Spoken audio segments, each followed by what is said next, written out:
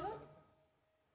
Gracias a todos. Agradecemos su presencia y también agradecemos la conexión con el Instituto de Investigaciones Sociales de la UNAM, quien fue quien nos extendió la invitación a integrarnos a una serie de trabajos que se están organizando con miras a agosto del 2021, fecha en la que se cumplirá 500 años de la caída de Tenochtitlán, y bueno, se ha organizado todo un equipo de trabajo en donde están distintos académicos de diferentes instituciones y que realizaremos una serie de eventos en la Ciudad de México, pero también hemos constituido un equipo de trabajo aquí en Michoacán, que también nos hemos propuesto la tarea de organizar una serie de eventos que reflexionen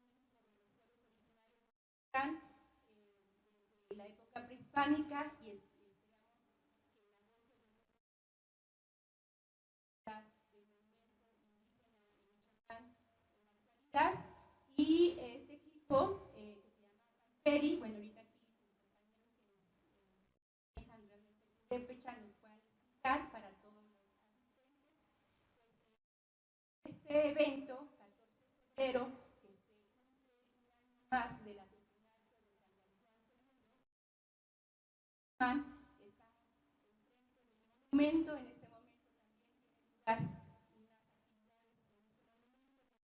actividades y por eso decidimos este 14 de febrero arrancar esta serie de seminarios, de conversatorios, y el día de hoy pues estamos con unos grandes invitados. Es un gran honor y le agradecemos enormemente a todos la invitación.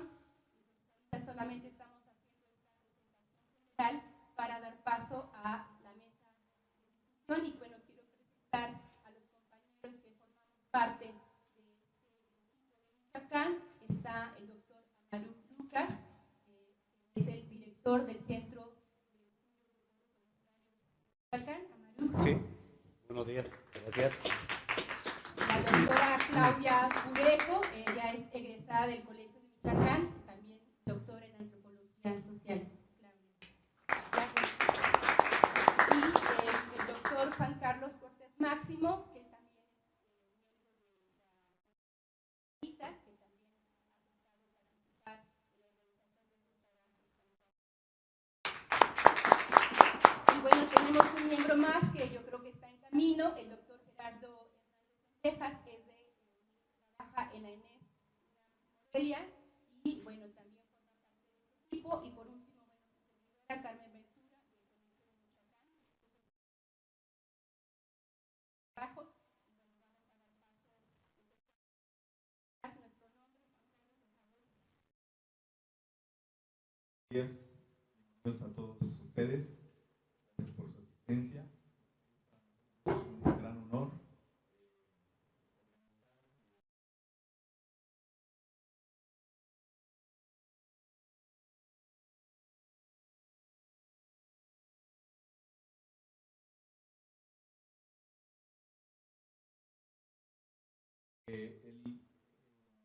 las personas que estamos aquí en esta mesa, grupo, y este grupo le denominamos Purépecha Pamper. Pamper significa acompañar. Antes de lo que los colegas de otras instituciones están para recordar, para reflexionar cuál ha sido el devenir de los pueblos de México y particularmente nosotros, acá también reflexionar qué ha sido de nuestros pueblos.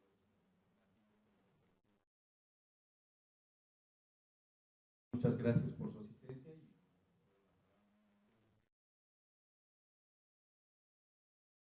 Con esta presentación general, inicio, y vamos a entonces dar paso a la primera mesa de esta serie de trabajos que está a cargo del doctor Amaruk, y le pediríamos a los ponentes que muchas gracias, bienvenidos. También un abrazo grande a la gente de la. Antes de que se retiraran, quisiera nada más comentar un par de cosas. Por ahí nos estuvieron mandando mensajes vía electrónico, vía por Facebook, que había mucha gente interesada en seguir el seminario, decirles que el seminario va a durar pues hasta el 2021. Entonces todas aquellas personas que quieran asistir al seminario, bueno, tendrá un valor curricular para todos los asistentes. Lo que nosotros hemos denominado es que solamente tendrán que acudir el 80% de asistencia para que se pueda extender una constancia en donde estará firmada por parte de la gente de la Universidad Michoacana, por parte del Colegio de Michoacán y de la ENES Campus Morelia. Eso por un lado. Por otro lado, también comentarles, hay una palabra que viene en náhuatl, que dice Tlen Stock Nahuaya. Seguramente los compañeros huicholes que están aquí presentes seguramente entenderán esta palabra, pero tienen la misma idea, justamente lo que ya nos comentaba el compañero Juan Carlos. Es el sentir, el acompañar, la visión que tenemos los pueblos originarios de no dejarnos ir solos en el camino, sino de tratar de acompañarnos, hermanos, entre familia, entre la comunidad y entre todas las comunidades que habitamos el planeta. En el caso michoacano, bueno, recordarles que bueno, hay otros pueblos que no solamente somos purépechas. Vale la pena decir, por un lado, por mi lado derecho, tenemos la bandera purépecha, que seguramente ya muchos de los aquí presentes lo conocen. Y por el lado izquierdo tenemos la bandera náhuatl. Lo hizo traer el doctor Gerardo Sánchez y pues yo creo que tendrán los mismos significados. En el caso del purépecha, bueno, representa las 4 regiones, subregiones de la localidad.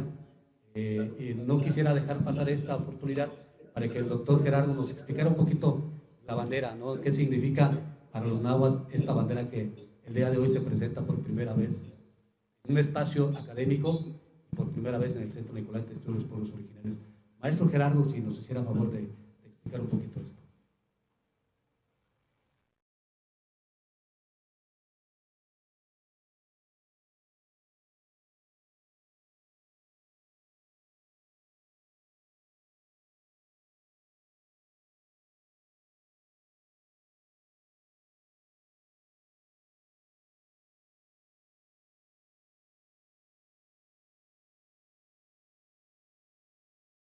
Plástico también.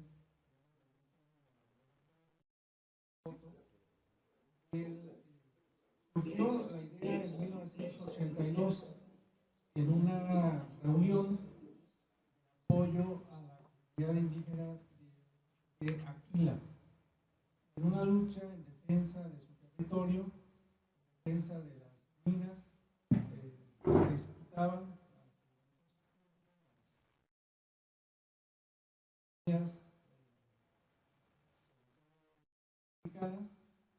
y después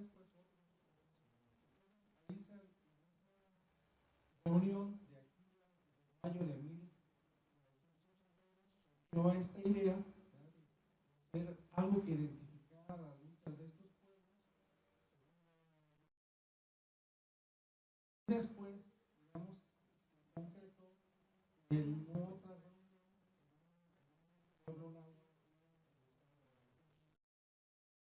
y lo que las partes que componen que son, digamos, los colores de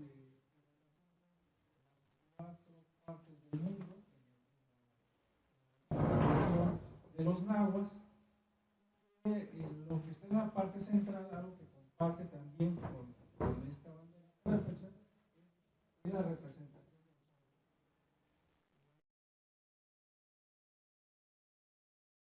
La representación, esta también está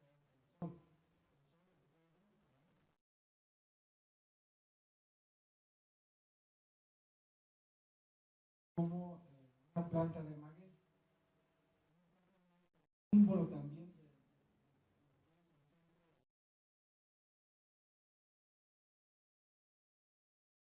y otra parte que es un personaje central, un guerrero águila, que a su vez se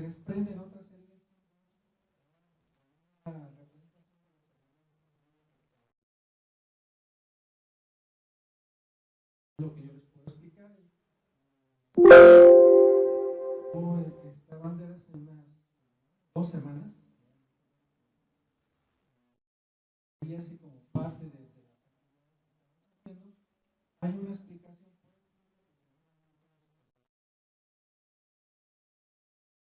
Actualmente, no es algo que hicimos hoy.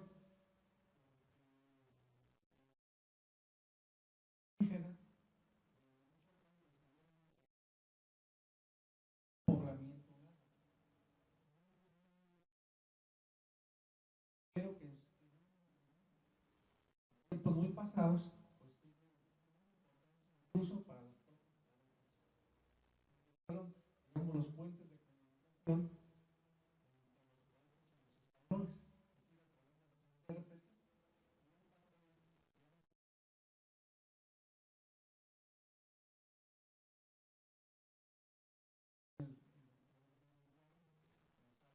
en ocasión, esa importancia política que tuvieron los lagos en Susa, cuando Vasco los efectos, digamos, y un órgano, el reclamo que hicieron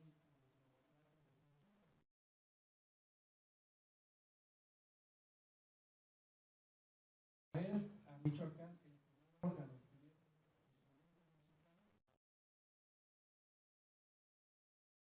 Por un lado, la importancia política,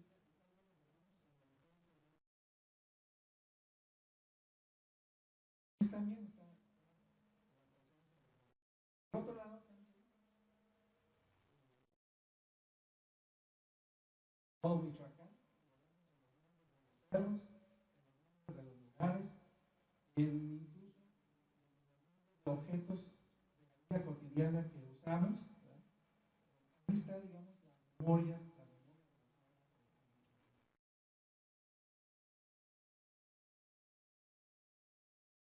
Gracias. Bueno, entonces procedemos a la siguiente actividad. Que en vivo a través de un link,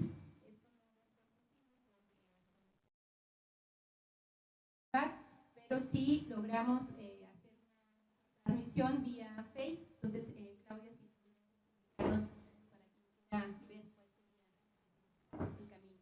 Hola, hay una página de Face que se llama Tlenistoc Nowaya Pamperi. Todos la pueden buscar. Tlenistoc Nowaya Pamperi. Otra vez. Tlenistoc Nowaya Pamperi. Y ahí vamos a estar informando sobre los siguientes eventos. También los quiero invitar anticipadamente. El 14 de marzo estaremos en Santa Fe de la Laguna. Fecha de aniversario luctuoso de Vasco de Quiroga para todos los que quieran asistir. También tendremos una mesa de conversatorio sobre el tema, y en esta página vamos a transmitir en vivo los eventos, y ahí se compartirá los programas para quienes estén interesados en estar siguiéndonos. A lo mejor no pueden acudir físicamente, pero pueden estar viendo las transmisiones. También estaremos grabando cada uno de estos eventos y posteriormente los subiremos a nuestras redes, incluyendo esta página. ¿Sí? Ahora sí, le damos muchas gracias.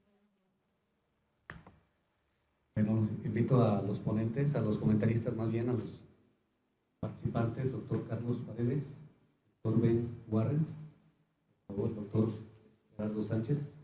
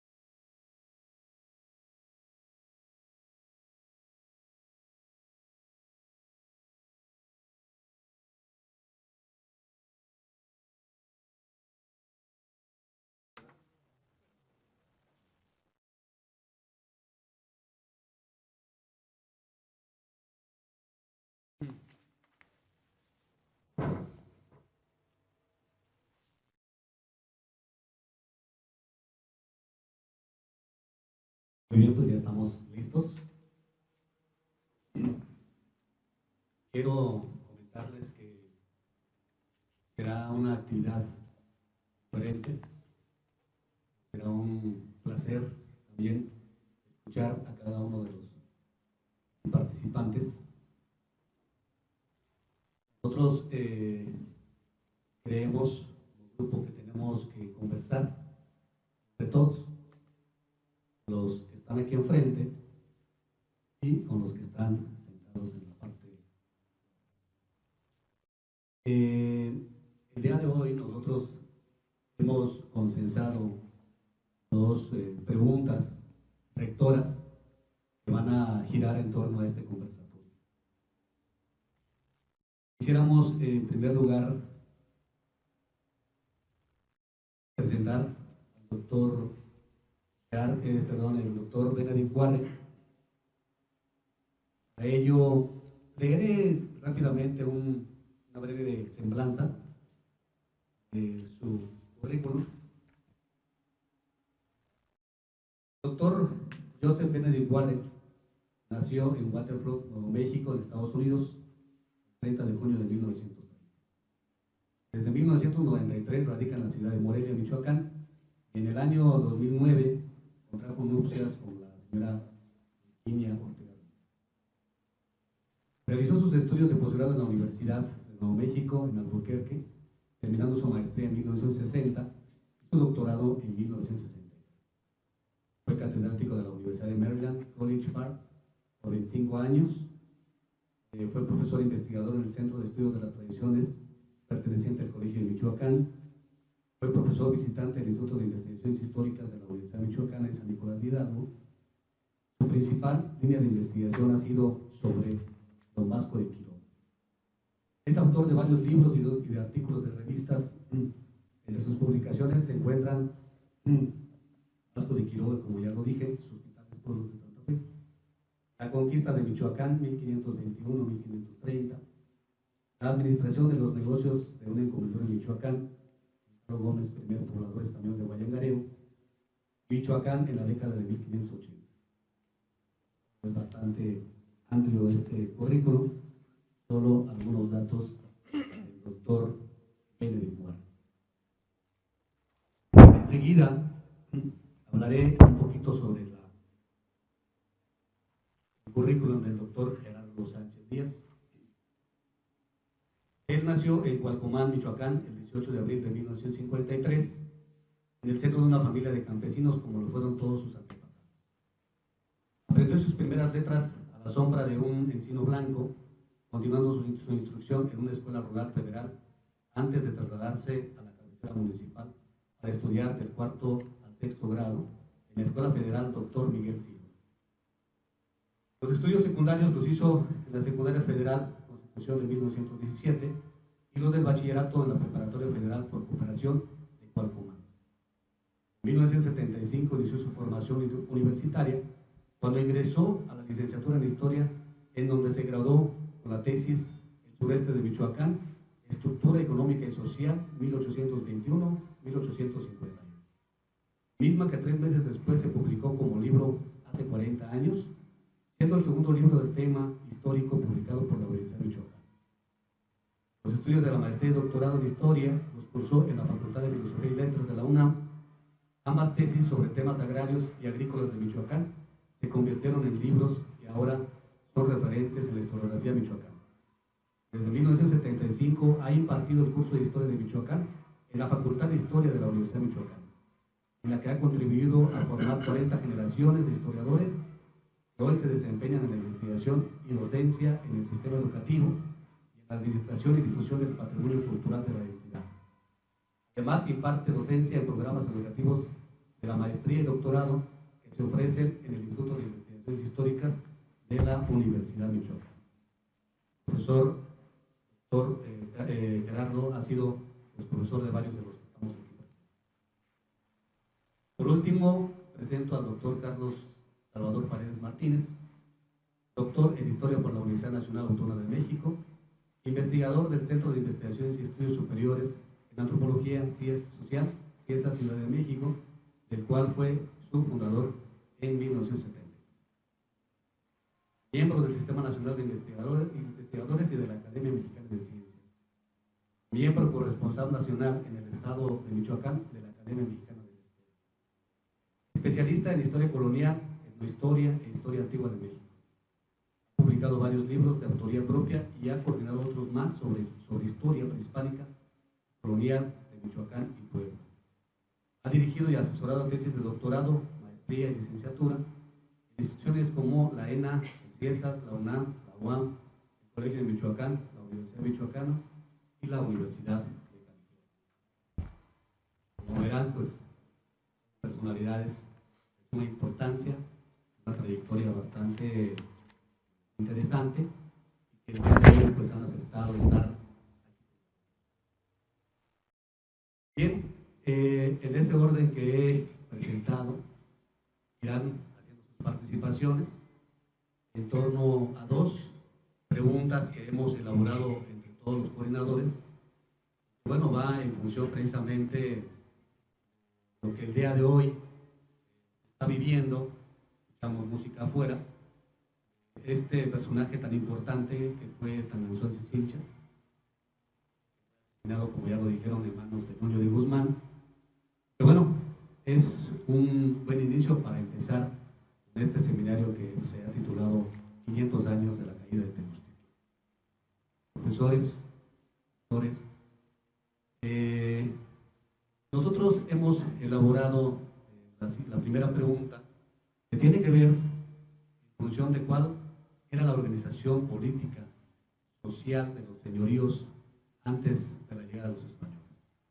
Esa es la primera pregunta que hemos elaborado. Y bueno, como dije, bueno, pues yo creo que para ir contestando, le daríamos la palabra al doctor Ben Warren, para que nos hiciera favor de hacer sus comentarios acerca de lo que hemos estado planteando aquí en la mesa.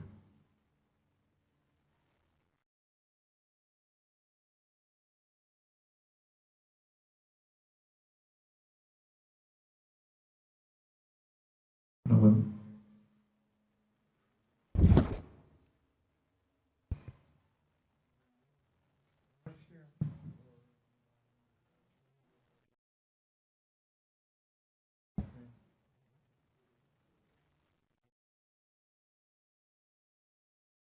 Presencia de Alfonso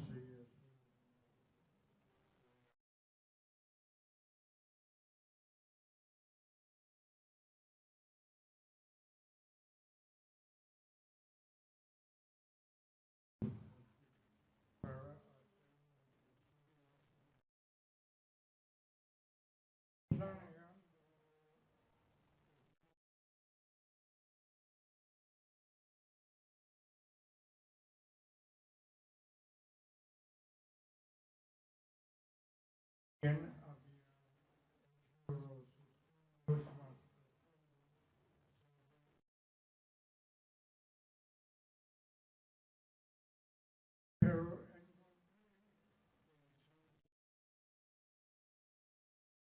cuidado, temblor,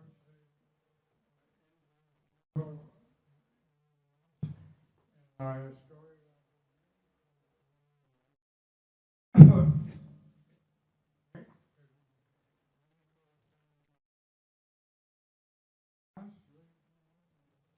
Fue el juicio de ocasión por no.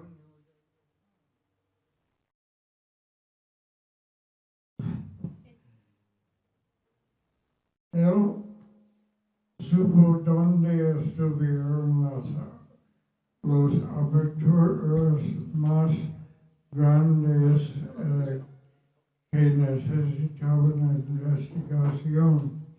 Había estudiado en el Archivo General de Indias en Sevilla por 2 años a principios de los años 1930 y conoció una sección que pocos académicos habían tocado, la de justicia.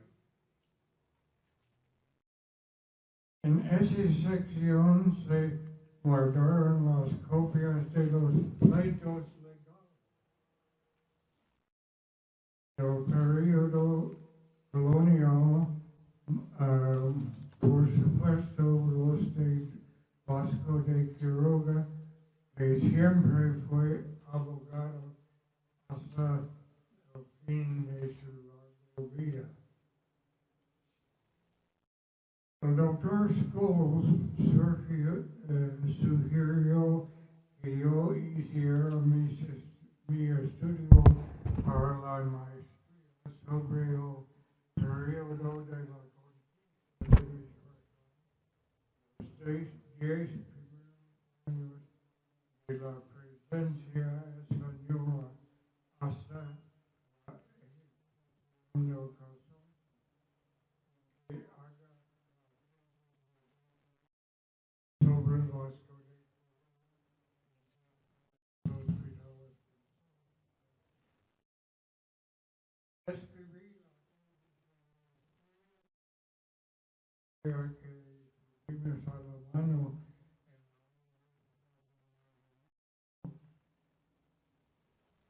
y en la colección particular del profesor Scholes. Después fui a España para trabajar en gran tesoro de documentos del periodo.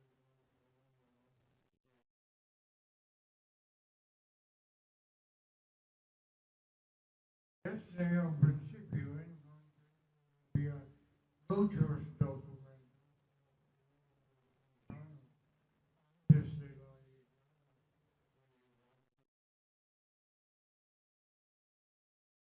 tuve tiempo de estudiar, tomé nota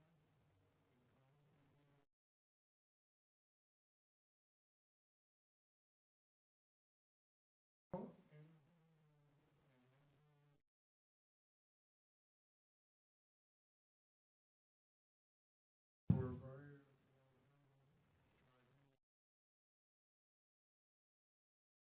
desde que terminar todo el nuevo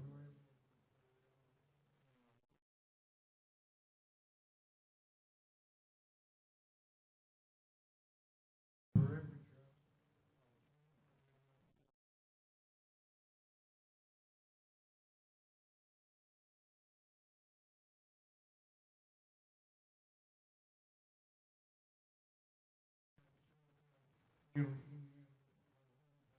por Fray muestra un reino bajo la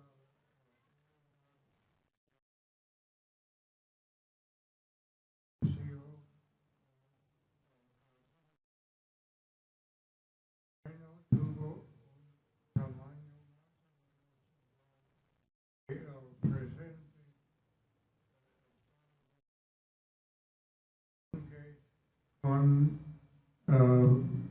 diferentes límites. Los pobladores principales y los que reinaban la reina parecen algo misteriosos y no sabremos el nombre con que se conocieron. El nombre Tarasco, con que se conocieron desde el tiempo de la conquista hasta el siglo XX, puede venir de su nombre por suegro, cuñado o una palabra para un ídolo en general o para un dios nativo. En tiempos modernos, la gente de esa región han preferido llamarse purépecha, que significa hombres de trabajo. También dentro de la región había nativos matlatzingos o pirinas quienes fueron expulsados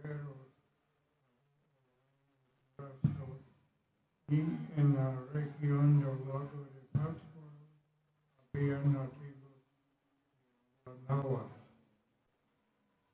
La cabeza del estado del estado Tabasco era un monarca que al tiempo de la llegada de los españoles se llamaba Sonsi, o para usar la forma mexicanizada, Alfonsi. El nombre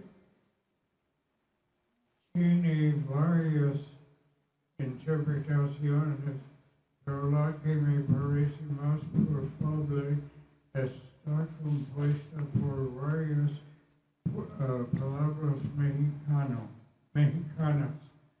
Cali, que significa casa, Sontli, 400 o innumerables, y Tzin, sufijo diminutivo referencial, casi equivalente al Señor.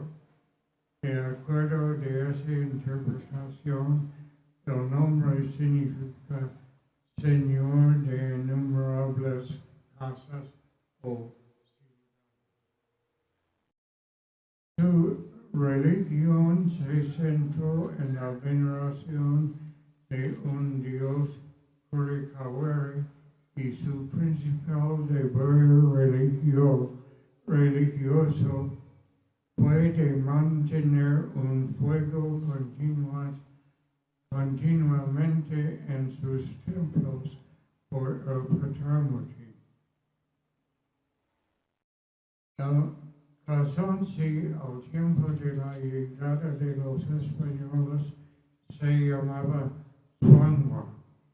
Él recibió a los embajadores aztecas y a los primeros españoles, pero también recibió algo no deseado, la viruela. Esta enfermedad había entrado a México con un grupo de los conquistadores y se llevó físicamente al rey Tarasco Suangua. A Calzonsi Suangua le sobrevivieron 4 hijos, el mayor de los cuales se llamaba Sinchitrangashwan. Él sucedió a su padre y por razones de sus que sus hermanos estuvieron actuando demasiado libertinos con sus esposas y conspirando contra su reino, él mandó que los mataran a todos. Varios soldados españoles se metieron dentro de la huracán, buscando a los indígenas, los caballos y los ornamentos. También habían varios intercambios de embajadores, pero fue en 1522 cuando Cortés mandó una expedición militar completa de cerca de 180 soldados bajo la autoridad de Cristóbal. Con miembros de esa expedición, el Calzonsi por fin fue personalmente a México. Su misión a Cortés retiró la fuerza de Olid de Michoacán y mandó un grupo pequeño bajo Antonio de Carvajal para medir los pueblos y distribuyó los pueblos en el Calzonsi aceptó el bautismo católico durante el año 1525 pero siguió bajo persecución por parte de las autoridades españolas. Esto vino a su peor nivel cuando el rey mandó una audiencia para gobernar y el presidente Nuño de Guzmán terminó por ejecución el 14 de febrero de 1500.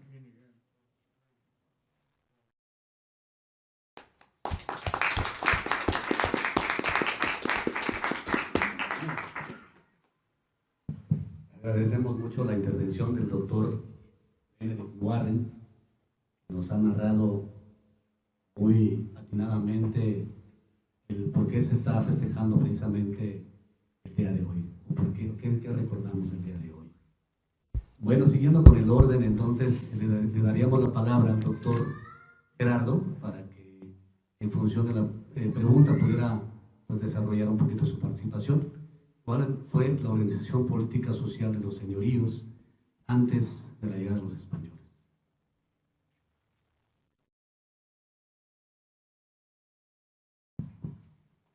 Y bueno, lo primero que quiero decir es esta idea que expresé al principio, querido hablar de la presencia cultural de los nahuas en Michoacán. Entonces, por los datos que tenemos, pues hubo un gran poblamiento, muchos poblamientos nahuas en diferentes sitios de Michoacán y que pues dejaron su huella. Podemos encontrar hoy todavía en la toponimia de muchos lugares. Podemos encontrar en los nombres de los cerros, nombres de ríos, manantiales,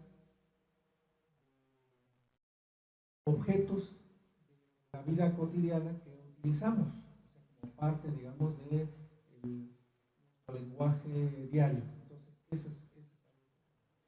Por otro lado, también decir que en el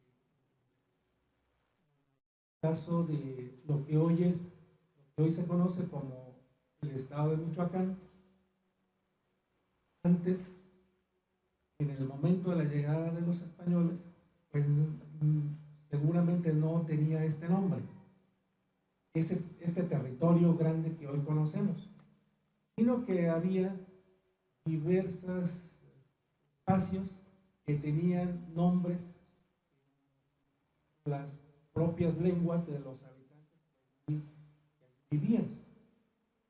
Muchos de ellos, vuelvo a decir, pues son variantes de esta lengua náhuatl. Estaba presente en una gran amplitud. Por otro lado, también recordar, de acuerdo a un estudio pionero sobre las lenguas de Michoacán en los primeros siglos de la época colonial, realizado por el geógrafo Donald Brand, sabemos que en este territorio que hoy conocemos como Michoacán, por lo menos había 14 grupos étnicos distintos, 14 pueblos, 14 presencias indígenas. Cada una pues tenía su propia forma de vida, su propia forma de ser, su propio idioma, su propia lengua, ¿verdad? Pero había, digamos, una comunicación, varios de ellos, pero lo que articulaba esa comunicación, según nos dice Frank, era el mexicano, es decir, el náhuatl, que prácticamente era lo que podemos considerar un idioma universal, vamos a decir, en este universo. Por otro lado, también decir que en el caso de parte donde estamos, que es el entorno del lago de Pátzcuaro, pues ya dije también esta importancia que dieron esos nahuablantes. Yo creo que una gran fuerza cultural, ¿verdad?, que no hemos estudiado lo suficiente para que, por ejemplo, Sinsunzan, tal del reino, como dijeron los cronistas, pues tuviera dos nombres: Sinsunzan en una lengua y Huitzitzilan en otra. Pero vean ustedes que muchos de los documentos primeros, la presencia española acá, hacen más referencia a Huitzitzilan que a Sinsunzan. Esto nos da una impresión de esa carga cultural, digamos, que estaba presente. Por otro lado, también de una carga política. Yo creo que tenían estos nahuablantes dentro de Sinsunzan. Lo mismo podríamos decir para el caso de Iguatzio. Iguatzio también tiene otro nombre náhuatl, que es Huacan, el lugar de los coyotes. Eso dicen. Yo lo que pienso es que está asociado a otra cosa, a un linaje político, un linaje, digamos, de gobernantes, más de la estructura política de la organización que se tenía aquí. Tienen una mayor presencia los coyotes, al igual que en el caso de Sinsunzan, podemos decir que los colibríes, ¿verdad? Para mí no es solamente a los animales en sí, sino a estos animales representados en una identidad humana, asociados a linajes. Por otro lado, si vamos a algunos sitios cercanos acá, pues nos encontramos con Tapula. Tapula es un nombre náhuatl, ¿verdad? Y así muchos lugares tienen, digamos, dos nombres, dos idiomas por lo menos, porque es una vertiente, digamos, para los estudios posteriores, pues adentrar y profundizar en eso para tratar de entender cuál era la realidad y cuál era la presencia étnica de estos grupos que habitaban Por otro lado, también en la tierra caliente de Apaxingán, pues muchas de estas poblaciones tienen nombres náhuatl, como Amatlán, como Tomatlán, ¿verdad? Todo eso nos indica, digamos, ese poblamiento y esa presencia del náhuatl. Y luego de ahí, pues nos extendemos hacia la costa sierra, también tiene una presencia muy significativa. Y de acuerdo a la información que ya nos dan las muy pocas referencias, digamos, tempranas que hay, es que había una diversidad étnica también en la costa. Por lo menos podemos encontrar unos 6 o 7 presencias, digamos, distintas, pero articuladas también por la comunicación del mexicano. Y así, por ejemplo, nos hace estas referencias documentales del siglo XVI, nos hace referencia, por ejemplo, que a esta zona de lo que es un territorio que va de Cualcomán, lo que es hoy Chinicuilan, hasta Tepalcatepec, a lo que es hoy Aguililla. Ese territorio dice que ahí estaban asentados unos habitantes que se decían a sí mismos Cuauhomecas, y que la lengua que hablaban era el Cuauhomecatlatol. ¿Qué es eso? Lengua de los Cuauhomecas. Eso así más o menos se traduce, ¿verdad? Y que pues todos entienden al mexicano, ¿verdad? Todos entienden el náhuatl. Si vamos un poquito más hacia la parte, digamos, de la costa, por lo que es hoy Coahuayana, que se conoció en la época colonial como el Valle de Alima, ¿verdad? Allí tenemos dos presencias, ¿verdad? Uno decía que en un extremo del Valle de Coahuayana estuvo poblado por epatlecas, ¿verdad? Que tenían su asiento, tenían su lugar, digamos, principal en Epatlán. Epatlán y dice que la lengua que hablaban era el epatleca, pero se entienden en mexicano. Y así, si hacemos un recorrido, digamos, por la costa, pues nos encontramos estas presencias. Entonces, esa es como una primera parte. La otra es qué estados de desarrollo, cómo estaban organizados.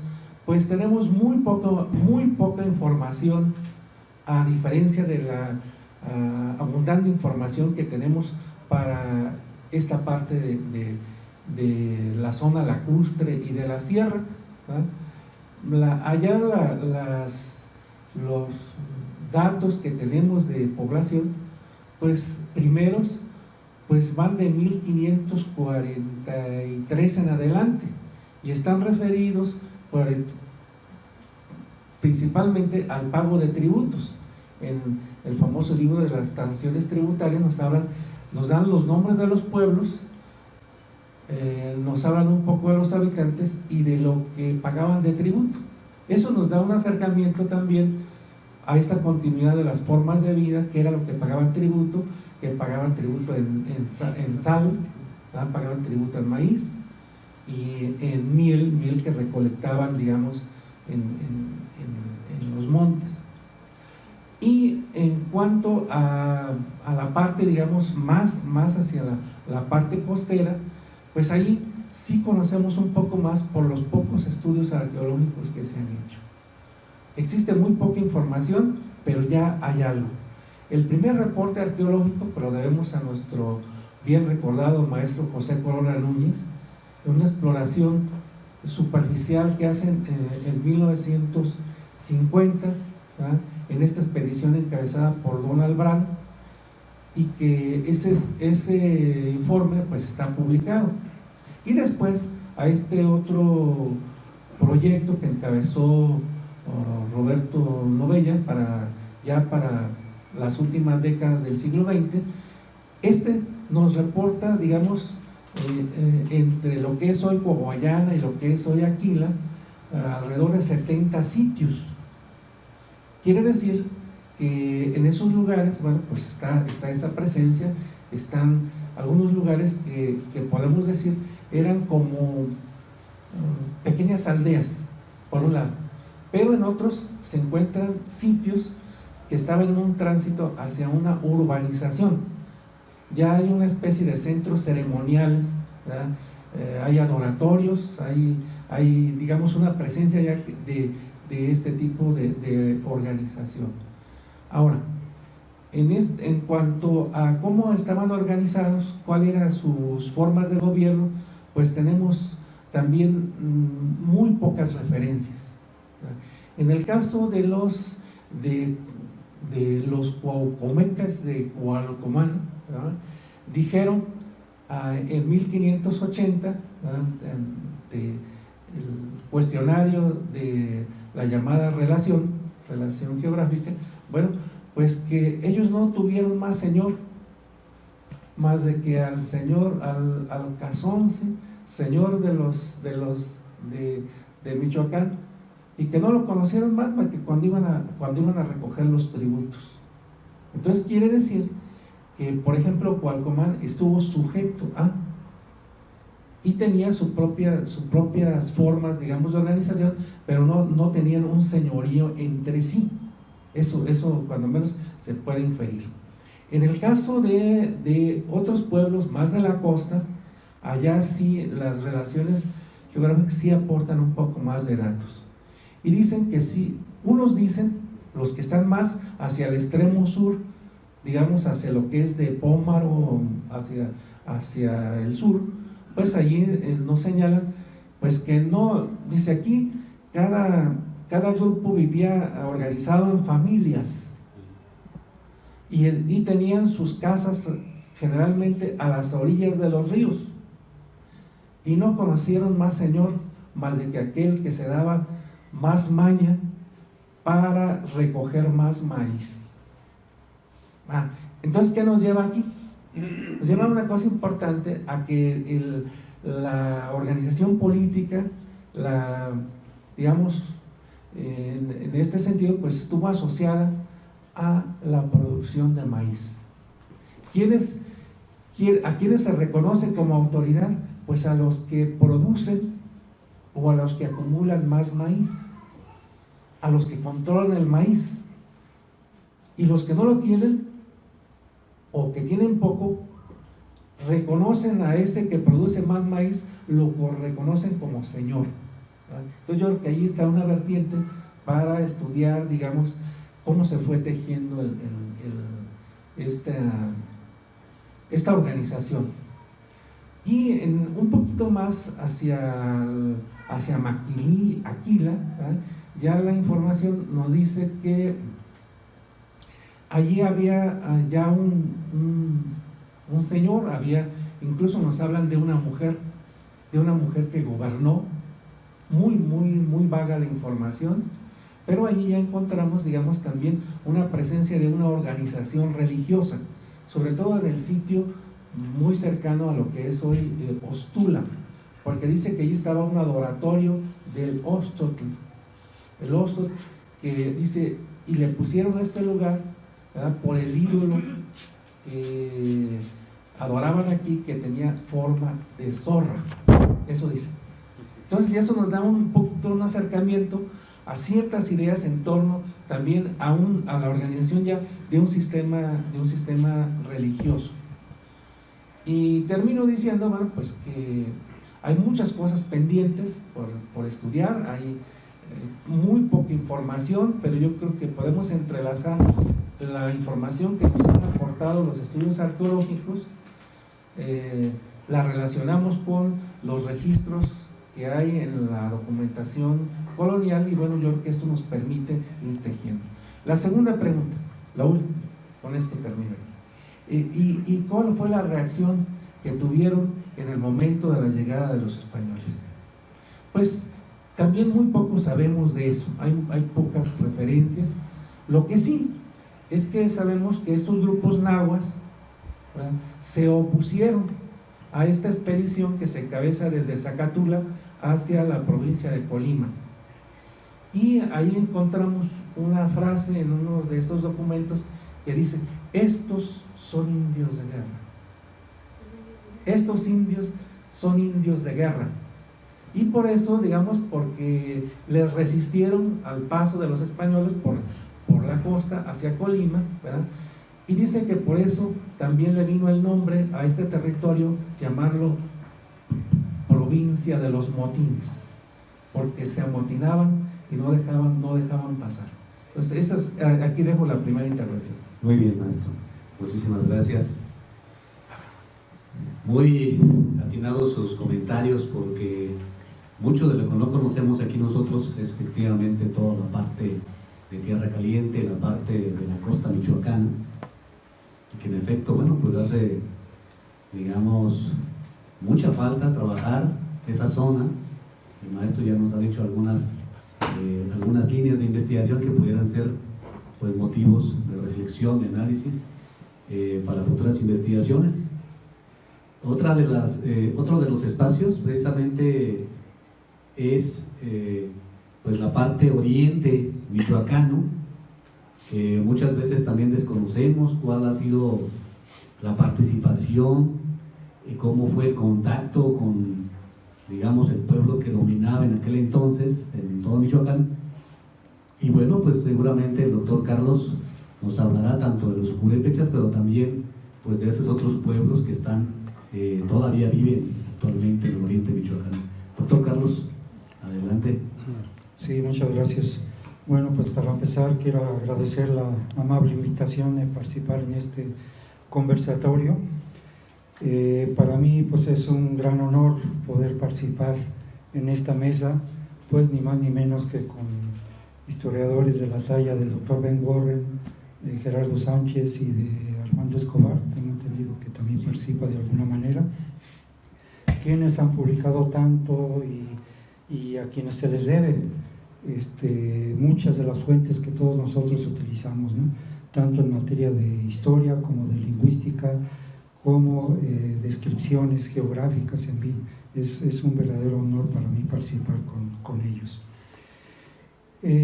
Pues sí, desde luego son algunas reflexiones solamente para poder justamente cumplir con el conversatorio del que se tiene objeto, y pues son solamente algunas ideas para poder intercambiar ideas. En primer lugar, hablo un poco de la metodología que he seguido hasta ahora en mis estudios, que no es cosa menor. En primer lugar, el método que utilizo yo es la etnohistoria, una disciplina que es multidisciplinaria por excelencia, de manera que de lo que se trata es de allegarse toda la información posible acerca de los pueblos indígenas. Los pueblos indígenas que de alguna manera sufrieron la conquista y el sometimiento de otro pueblo, y por lo tanto de lo que se trata es de obtener el punto de vista de los propios pueblos indígenas. En ese sentido, pues sin ser yo arqueólogo ni lingüista ni mucho menos, pero eso no nos impide que nos adentremos a la lectura de las obras más importantes de estas disciplinas: arqueología, lingüística, historia natural, en fin, las diversas disciplinas que abordan a los pueblos indígenas. Otro aspecto general que también viene mucho a cuento con las dos preguntas que ahora se plantean por conversar es el tema o la época del siglo XVI, el contacto entre españoles o europeos y la irrupción en América en general, en Mesoamérica en particular, Michoacán en particular. Lo que estoy planteando yo es que a pesar de la imposición de una cultura, a pesar de la imposición de una religión, etcétera, no podemos hablar de un corte total. Hay un continuo, una continuación de la cultura indígena que de alguna manera va a sobrevivir y aunque sea en forma soterrada, pero va a estar ahí presente. De esta manera, estas continuidades de los pueblos y culturas entraron a unos procesos de transformación, proceso de adaptación y adopción de instituciones, cosas que nos llevan justamente a abordar temas del cambio cultural. Eso es a lo que nos lleva justamente el tratar de ver todos estos puntos de vista de las distintas disciplinas. Y finalmente, un aspecto también general, que es el problema de las fuentes históricas para el caso de Michoacán. Como todos sabemos, la relación de Michoacán es una fuente muy rica, muy importante, con mucho valor historiográfico, referida a la época prehispánica, y pues de que todos hemos abrevado de ella. Sin embargo, el principal problema de las fuentes históricas en general es que tenemos muy pocas fuentes con las cuales corroborar, confrontar, comparar con la relación de Michoacán. Si bien es cierto, hay aún pocas informaciones que nos pueden corroborar esta información, pues es uno de los elementos que el historiador utiliza para verificar la veracidad de una información. De manera que esa fue la dificultad mayor del uso de la relación de Michoacán. Igualmente, pues se puede hablar de la relación de Michoacán como una fuente etnocentrista, en el sentido de que está relatada por el grupo de poder, los Huacusecha, y bueno, pues evidentemente está dejando de lado otros grandes señoríos, pueblos, cacicazgos principalmente, que debieron haber habido en otras partes de Michoacán, o bien pues la parte de los grupos lingüísticos distintos al purépecha, que evidentemente está predominando la lengua de Michoacán, los tarascos o purépechas. Y bueno, pues y que estos pueblos pues evidentemente también estuvieron presentes en Michoacán desde siglos o milenios antes de la llegada de los españoles. Por otro lado, pues solamente anotar que los acervos documentales referidos a época prehispánica otra vez son muy limitados. Se han hecho esfuerzos muy amplios por trabajar archivos nacionales y del extranjero, pero pues estos datos que van surgiendo, pues van surgiendo a cuentagotas. Muy poco se ha avanzado para documentar esta parte prehispánica. Los códices, por ejemplo, pues tenemos sí una veintena de códices, pero todos son coloniales. No tenemos códices prehispánicos, pero sí referencias de que sí se conocía la forma de escritura pictográfica, como era la forma de escritura en el México prehispánico. Bueno, sin embargo, pues los avances han sido importantes, como ya les decía, en materia de historia, de arqueología, de lingüística, de etnografía. Ha habido avances muy importantes que todo eso alimenta en lo posible el conocimiento del Michoacán prehispánico. Solo algunos rasgos para caracterizar el estado tarasco en la época prehispánica. El poderío del estado tarasco se sustentó en 3 pilares básicos: la guerra, el pago de tributos y servicios guerreros y la imposición del culto a sus dioses, principalmente Curicahuari. En ese sentido, los datos que nos indican estos 3 pilares pues son claramente el cultivar cementeras para el mantenimiento de la guerra. Como todos sabemos, la guerra también necesita sustento, alimentar a los guerreros, al ejército jerarquizado, y pues había cementeras o campos de cultivo para sustentar a los guerreros. El pago de tributo evidentemente está yendo a alimentar y a sostener a una élite en el poder, los Huacusecha y otros linajes en el poder. Y finalmente pues el culto a Curicahuari, claramente entonces las fuentes de llevar leña a este dios, lo cual significa pues la imposición del culto a Curicahuari y otros dioses, ¿no? Otro aspecto importante pues es ni más ni menos que la última etapa de la época prehispánica, el posclásico, pues es un estado en expansión, conquistar pueblos, conquistar regiones. A las 4 direcciones del lago de Pátzcuaro se fueron a conquistar. Evidentemente con quienes se enfrentaron pues van a ser con la Triple Alianza del Valle de México, en el oriente de Michoacán, pero así igualmente hubo guerras importantes en esta última parte con el sur de Jalisco, con los llamados chichimecas y muy posiblemente aún más al norte de Guanajuato, hacia la parte de Sichu. Bueno, se trata de un estado jerárquico con una estructura de dominio social y político organizado por sectores productivos, con cargos específicos en el ámbito militar, y con en el aspecto social una fuerte estructura de sistema de alianzas matrimoniales con fines políticos. Ulises Beltrán ha destacado justamente que hacia la última parte de la época prehispánica se estaba transitando de este predominio del sistema de alianzas matrimoniales hacia un sistema de concentración del poder en la figura del Calzónzin.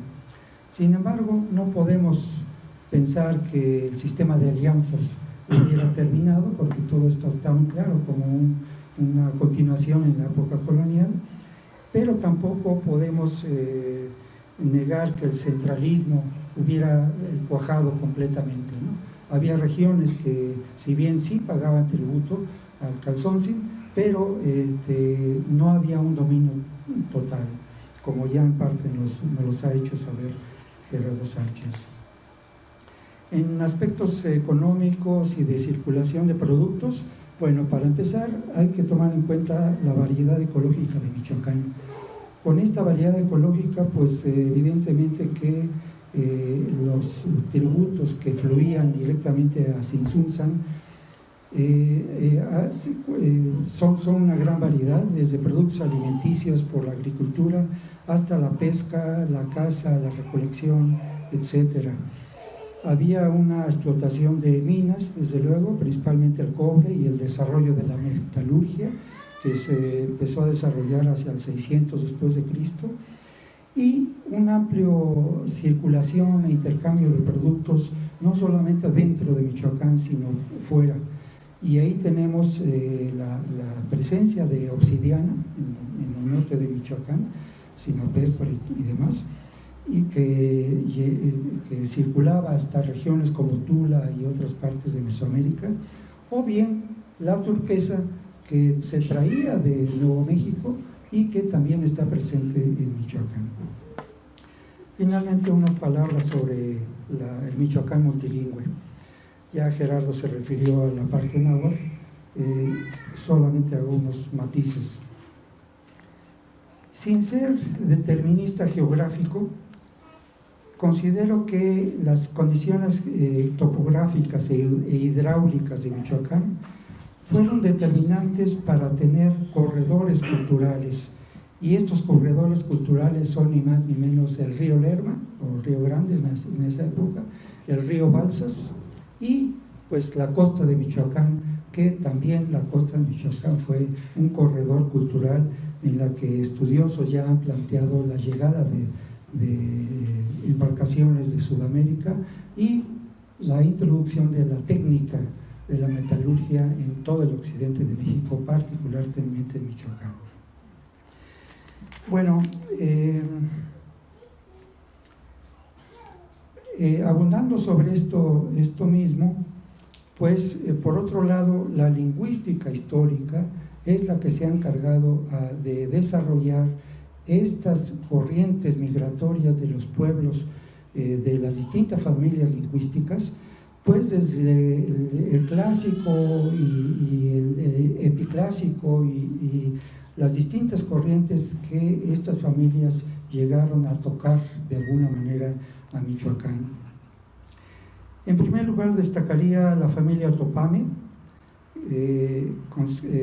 representada en Michoacán por otomíes, mazahuas y matlacincas, y bueno, evidentemente su relación geográfica con los estados de México, Hidalgo, Querétaro y Guanajuato.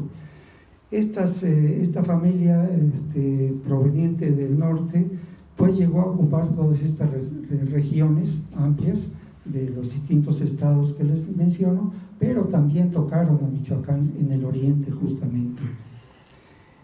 Y por el lado de la familia yuto-azteca, que son predominantemente nahuas, pues igualmente provenientes del norte, ocupando toda la costa del Pacífico, pues llegan justamente a Michoacán en la parte que ya nos ha relatado Gerardo Sánchez, con un matiz importante.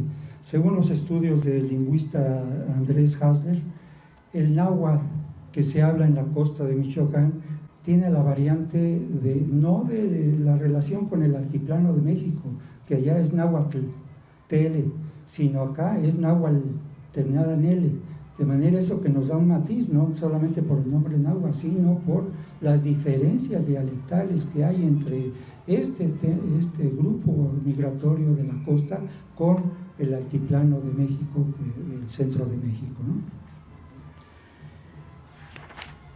Bueno, y pues también con estos estudios de la lingüística histórica, pues ahí tenemos ni más ni menos el purépecha o tarasco, que según estos estudios ocupó un territorio mucho más grande al que hoy día tenemos, y que en esa época, según estos estudios, abarcaba regiones del occidente de México, desde Nayarit, Jalisco, Colima y Michoacán, y que se fue reduciendo hasta principalmente la parte centro-norte de Michoacán, ya desde finales del Clásico, en el 400 después de Cristo.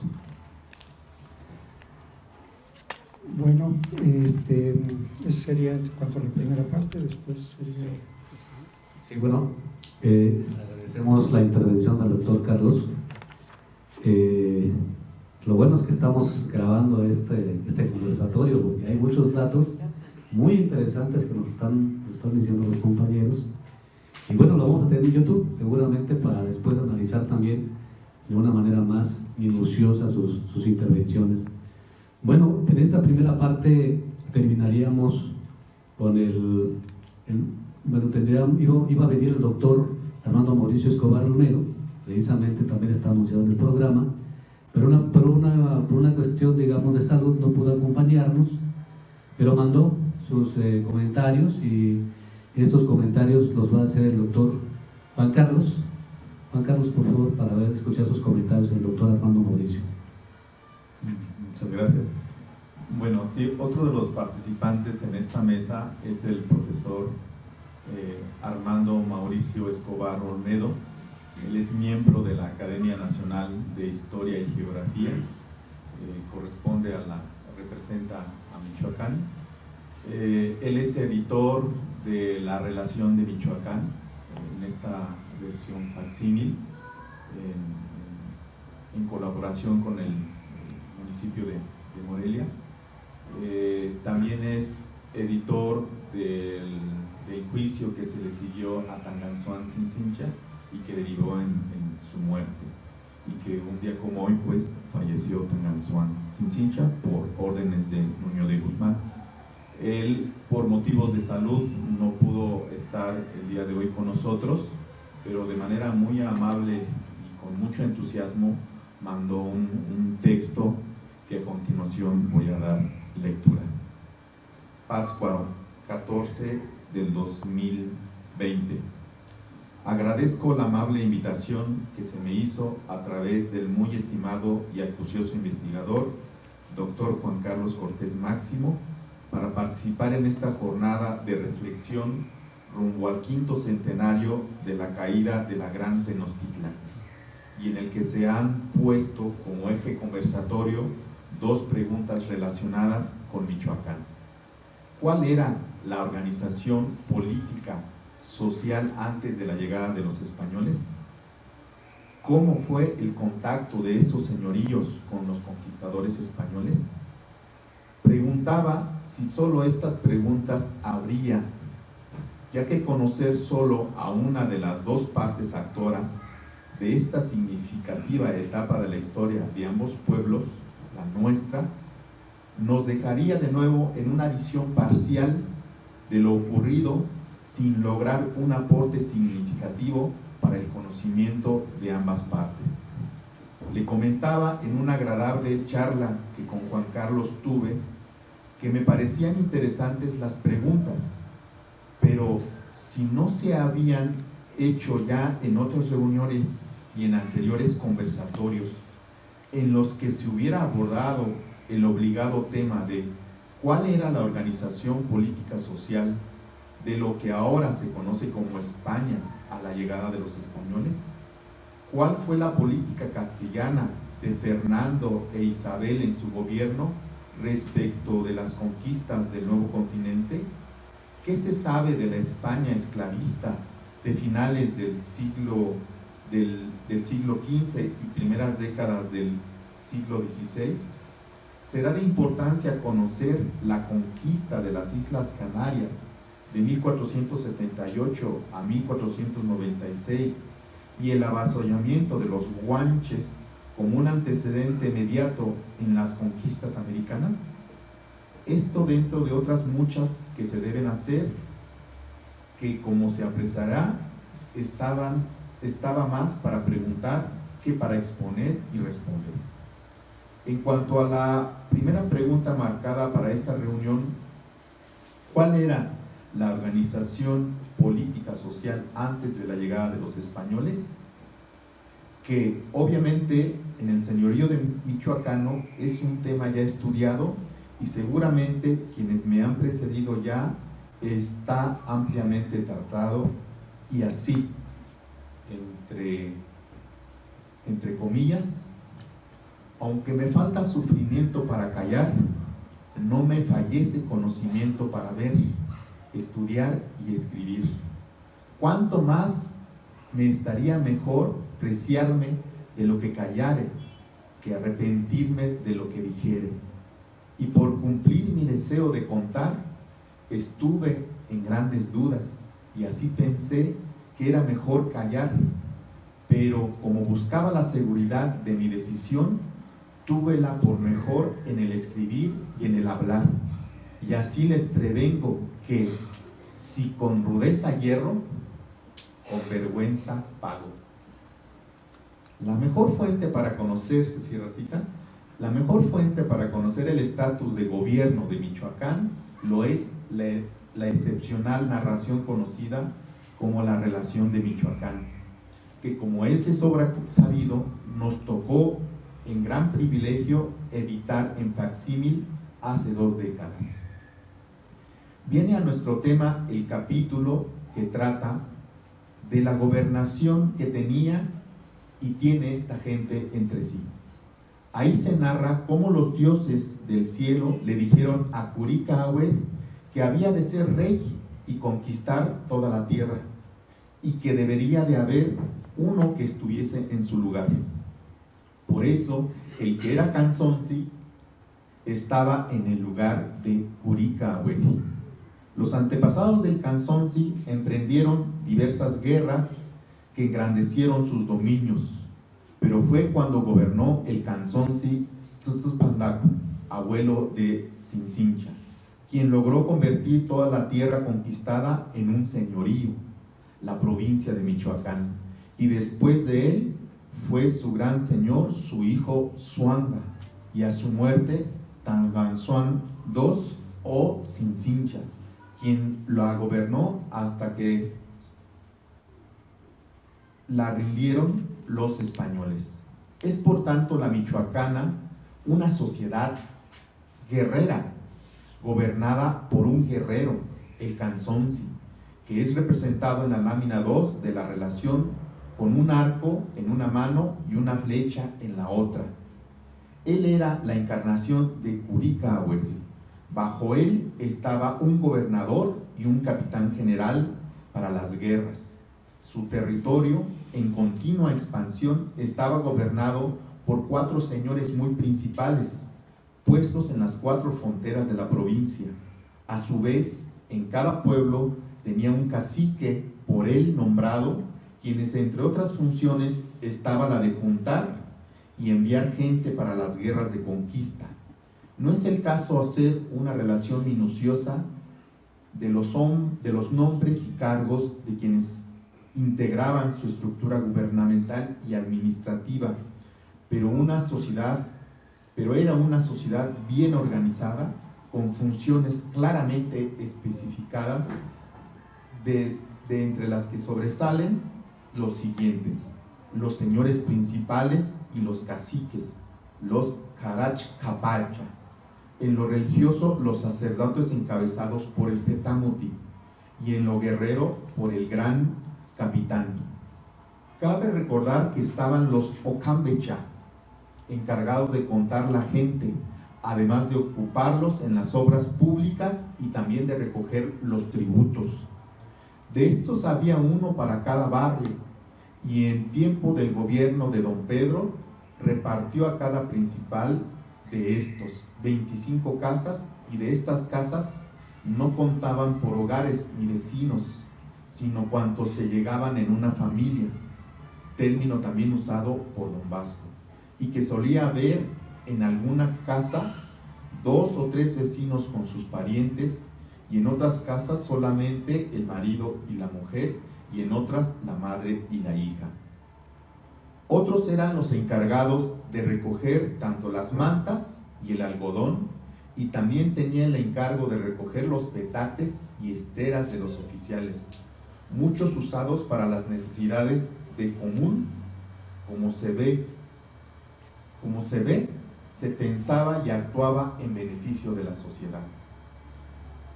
Otro era el encargado de vigilar las sementeras que se sembraban para el Canzonzi.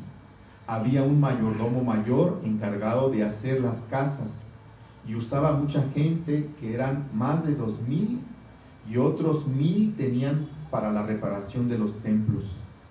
Había el que se encargaba de todos, de organizar a todos los canteros, y uno denominado el cazador mayor, Otros eran los pajareros, que debían de recoger los pájaros y aves para comer. En cuanto a la pesca, alimento vital y de todo el pueblo de la cuenca, dirigía a los pescadores de red, dirigía a los pescadores de anzuelo.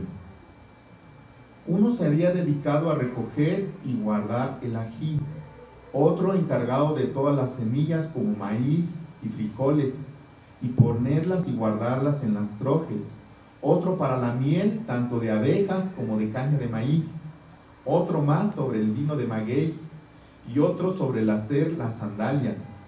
De gran importancia estaba el que dirigía a los plumajeros, siendo este oficio principalísimo, pues la pluma servía para los más diversos usos: hacer cobertores, capas, frazadas, jubones, artículos para las guerras, insignias de los principales, los sacerdotes, del gran señor y de su corte. Otros también de importancia recogían la leña para los templos, sin olvidar que debían estar siempre encendidos los braseros como ofrenda a los dioses, sobre todo a Curicahue. Otros eran los encargados de las canoas, otro de transporte, como de pesca, y los de guerra, y uno más dirigía a los carpinteros. Había un tesorero mayor que guardaba todas las joyas, otro sobre los mercaderes, otro sobre hacer las flechas y otro de guardarlas, otros sobre los mensajeros, y uno había sobre los espías. Muchos oficios para la casa del Canzonci con las mujeres, además de un largo etcétera. Importa decir que había diferentes jueces encargados de administrar la justicia, pero en esos casos, como tradición u otros, era el mismo Canzonci el máximo juez. Por lo anterior, concluimos que se trataba de una sociedad sólidamente organizada, tanto en lo político, militar, económico y religioso, cuya cabeza fundamental lo era el Canzonci.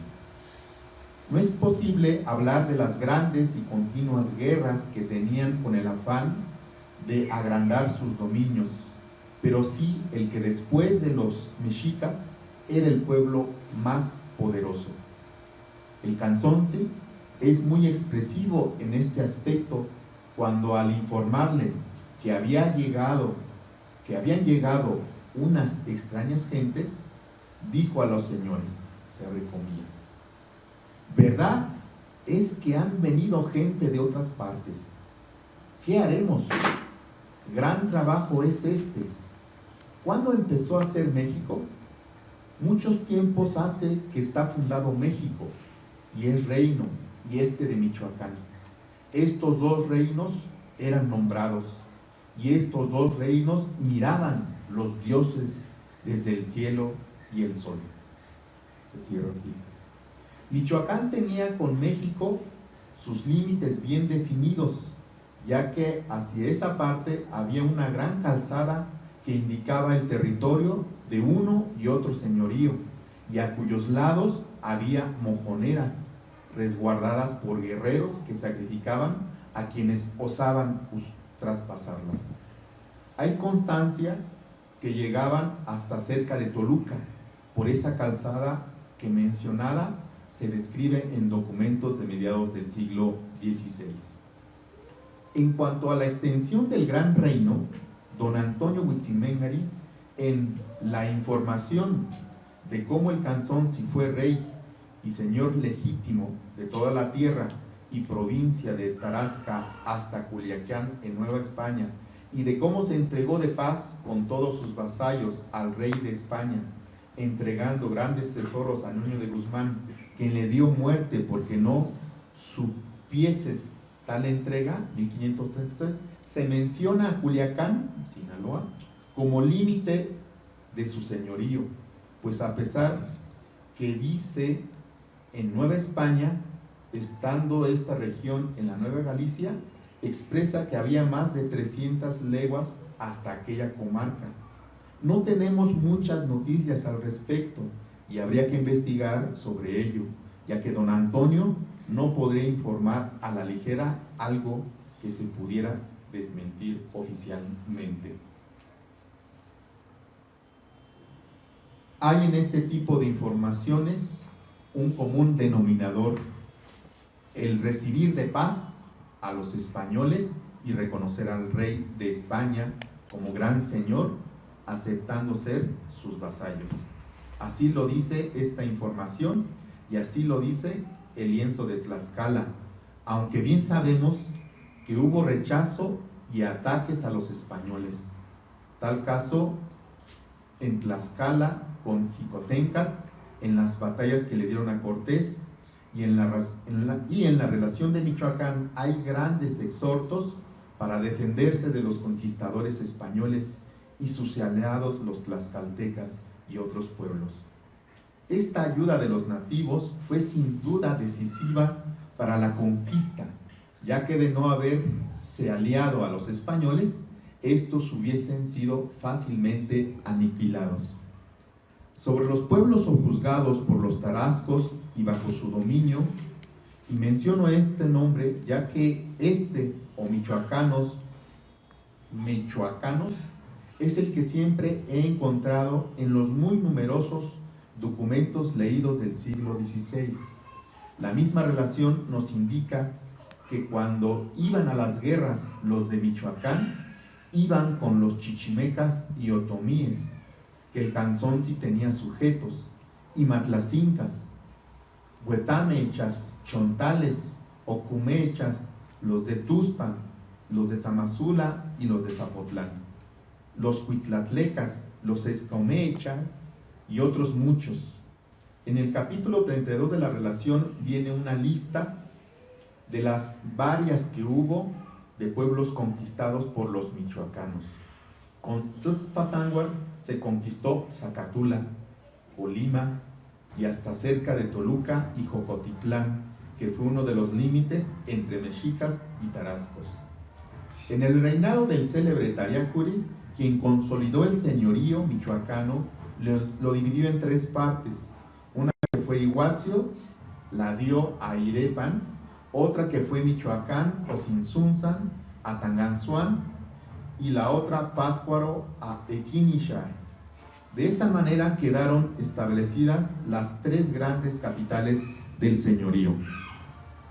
Tiempo después se consolidó Cinzunzan como la principal, y que lo era cuando arribaron los españoles, reinando Zuanga, quien murió de viruela. A su muerte entraron en consulta los viejos, que habían quedado de las enfermedades, para alzar a otro señor. Y le dijeron a Cincincha, se abre cita: Señor, sé rey, ¿cómo ha de quedar esta casa desierta y anublada? Mira, que daremos pena a nuestro dios Puricahue. Respondió Cincincha: no digáis esto, viejos, que sean mis hermanos menores y yo seré como padre para ellos. O séalo el señor de Iguazio, llamado Paquinahuata. Y le dijeron: ¿qué dice señor?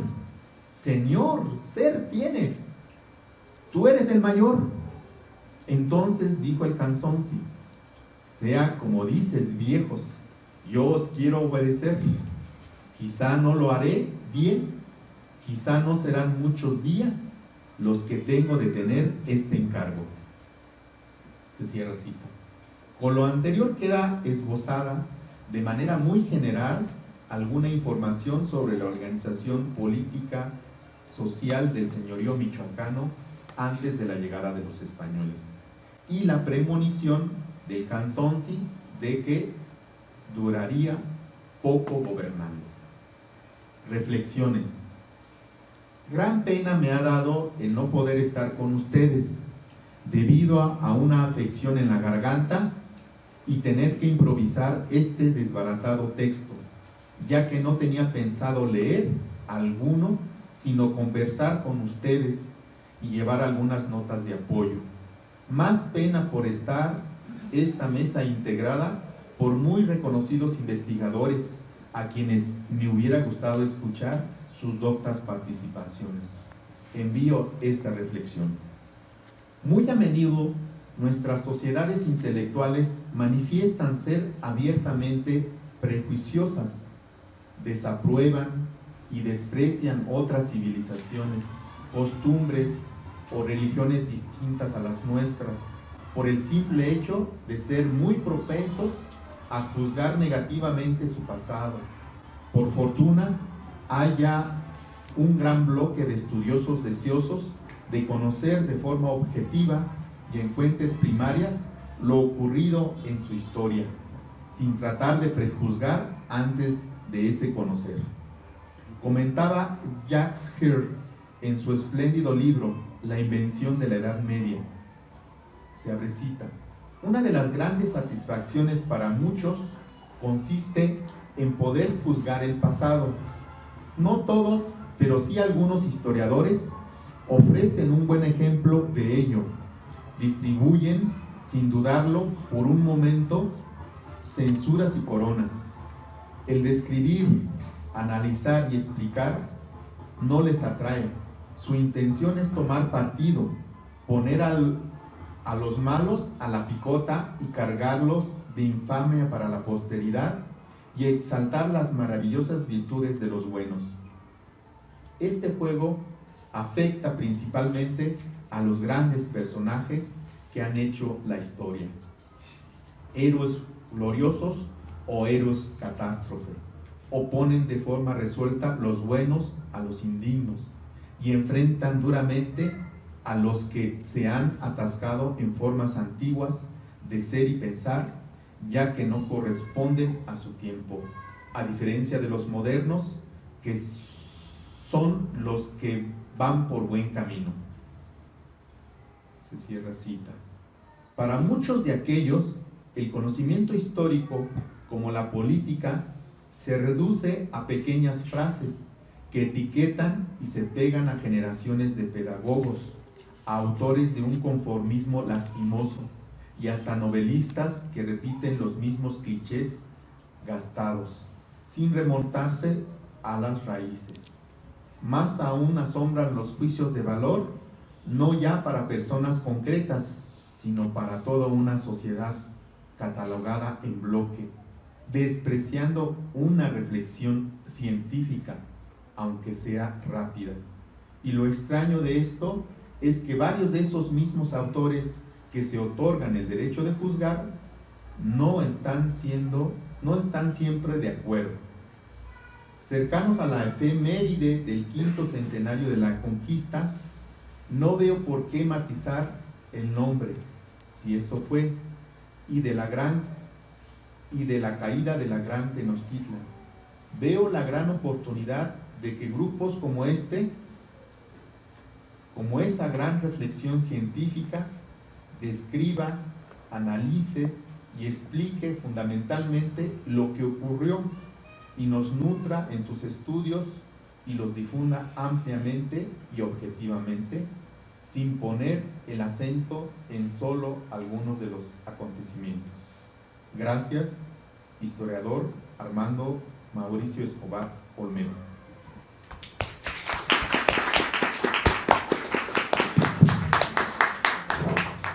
Muchas gracias, Juan Carlos, por la lectura. También agradecemos al doctor por haber enviado su trabajo. Armando Mauricio, muchas gracias. Bueno, luego de esta última intervención, desde mi punto de vista me da la idea de que antes los pueblos originarios estaban mejor organizados, principalmente en la parte económica. Hoy los pueblos originarios no estamos organizados así, preferimos ir a hacer compras hacia las grandes ciudades, municipios, y todo lo que se produce en nuestras comunidades pues lo hacemos menos. Y hablo de todo, ¿no? Entonces la ropa, la gente que compra ropa en los Estados Unidos es mucho mejor visto que la ropa que se produce por aquí en el estado, en las comunidades. Sin embargo, también hay otras prácticas sociales que seguimos haciendo en nuestras comunidades. Ya lo decía el doctor Carlos, el tema de los matrimonios. Para nosotros sigue siendo pues, una alianza con otras familias. Desafortunadamente, los que no estamos casados en la comunidad, pues no estamos generando más alianzas, sino todo lo contrario, que estamos alejando más con otras familias. Y yo lo hablo de manera personal, así ha sido, ¿sí? Desafortunadamente, mis hermanos que están casados con mujeres en la propia comunidad han ampliado las familias, los apellidos, y cuando hay fiestas, pues una gran cantidad de amigos, parientes que se acercan. A diferencia de mi persona, solamente los Lucas y nada más. Y son reflexiones, efectivamente, el tema del matrimonio me parece que es algo que todavía se practica de manera muy particular en los pueblos originarios.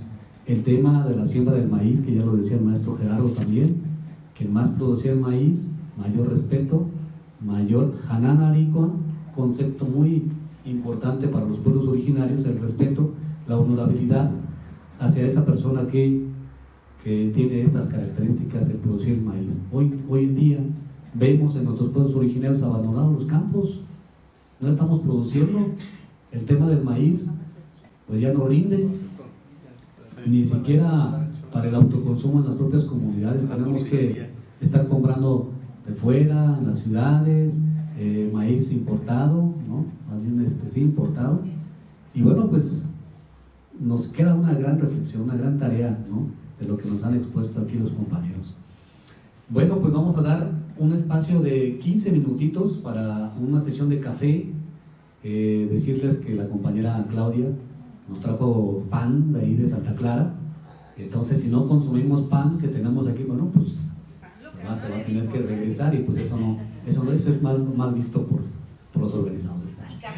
Y hay café de Chiapas. Y también otro anuncio, compañeros, abajo en la biblioteca Ruy Pérez Tamayo tenemos la venta de libros de parte del Colegio de Michoacán. Me parece que vienen varios libros nuevos y bueno, con un buen precio accesible, y también de la propia Universidad Michoacana con Don Urso, quien es el que también produce las obras del Instituto de Investigaciones Históricas.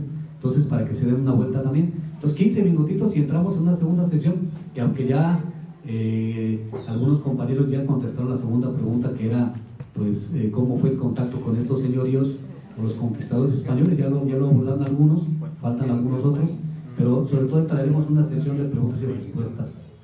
¿Sí? Sí. Quería preguntar si va a haber preguntas sobre cada, digamos, sobre cada sesión que yo tengo. Sí, claro. ¿Será después del receso? Sí, regresamos con una breve presentación más y luego las preguntas. Sí, muchas gracias. 15 minutitos entonces.